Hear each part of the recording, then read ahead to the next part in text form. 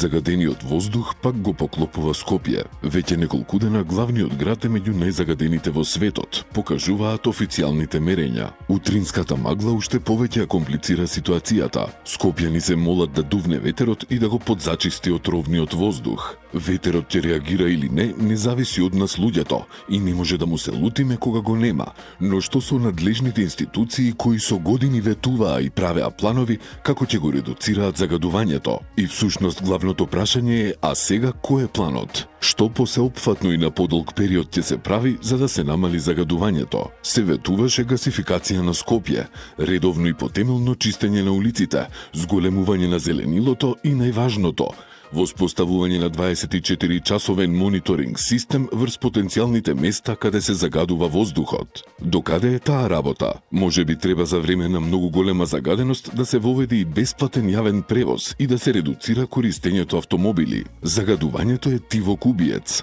Мора посериозно да се решава тој проблем.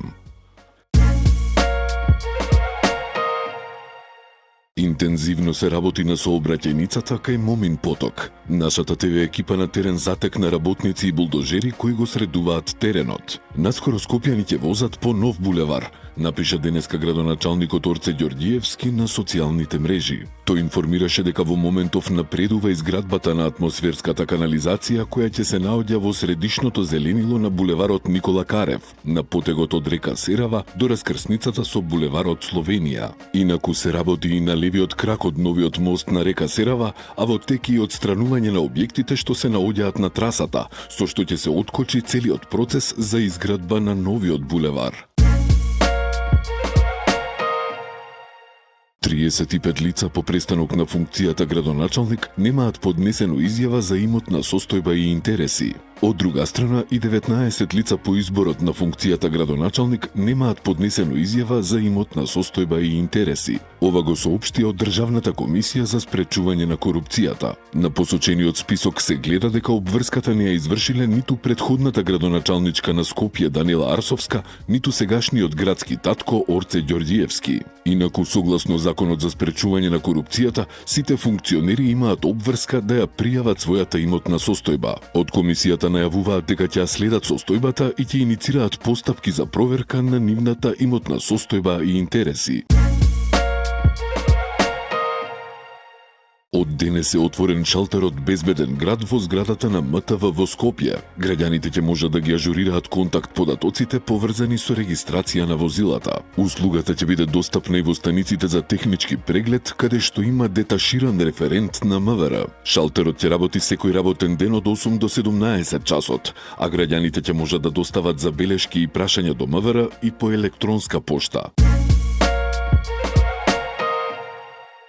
Општина Аеродром не реагира навреме за потенцијалните ризици во забавниот парк Зимзоленд, иако како што наведуваат, биле утврдени неправилности и отворен предмет во јавното обвинителство за општа опасност. За ова обвини советничката група на Левица. Советникот партијата вели дека просторот и понатаму работи без да бидат преземени конкретни мерки за отстранување на ризиците. Според него и покрај забелешките од неколку инспекциски служби и предупредувањата од град Скопје, општината не донела одлука за привремено затворање на паркот или за демонтажа на реквизитите за кои постојат сомнежи дека се небезбедни. Од Левица прашуваат дали институциите ќе постапат пред да настане несакан настан или како што велат, повторно ќе се реагира дури откако ќе има последици. Градоначалникот на општина Бутал Дарко Костовски преку Фејсбук ги повика граѓаните на општината заеднички да го креираат буџетот за 2026 година. Средбата ќе се одржи утре во 18 часот. Вашите предлози, вашите идеи, решенија, сугестии за подобра, модерна и стабилна општина Бутал ќе бидат дел од проектите за новиот буџет за 2026 година, напиша Костовски. Секој граѓанин, како што објасни градоначалникот, сопствените предлози и идеи може да ги достави и преку архивата во писмена форма, преку телефон или преку електронска пошта. Убава идеја на општина Ѓорче Петров. Пензионери и граѓани од социјално ранливи категории од општина Ѓорче Петров во недела ќе можат да добијат бесплатно подстрижување. Хуманитарната акција која берберите ја спроведуваат втора година поред со поддршка на општината ќе се одржи на 21 декември во периодот од 10 до 13 часот во Домот на културата во Ѓорче Петров. Не се смалува интензитетот на пријавени насилства во Скопје. МВР и денеска информираше за повеќе одделни инциденти пријавени вчера на подрачјето на главниот град, кои опфаќаат физички напади, закани со оружје и тешка повреда на работно место. Во Северо Скопје 36 годишен скопјанец пријавил дека околу 20 часот бил физички нападнат од две лица во угостителски објект на подрачјето на општина Аеродром. Предходно 39 годишна скопјанка пријавила дека на 15 декември околу 15 часот во спортска сала на основно училиште на подрачјето на Центар, нејзиниот малолетен син бил физички нападнат од татко на негов соученик. И 41 годишен жител на селото Петровец пријавил дека по претходно недоразбирање околу паркинг простор, друго лице се обидало физички да го нападне, при што му се заканувал со огнено оружје. За сите пријавени случаи се преземаат мерки за целосно расчистување и утврдување на одговорност.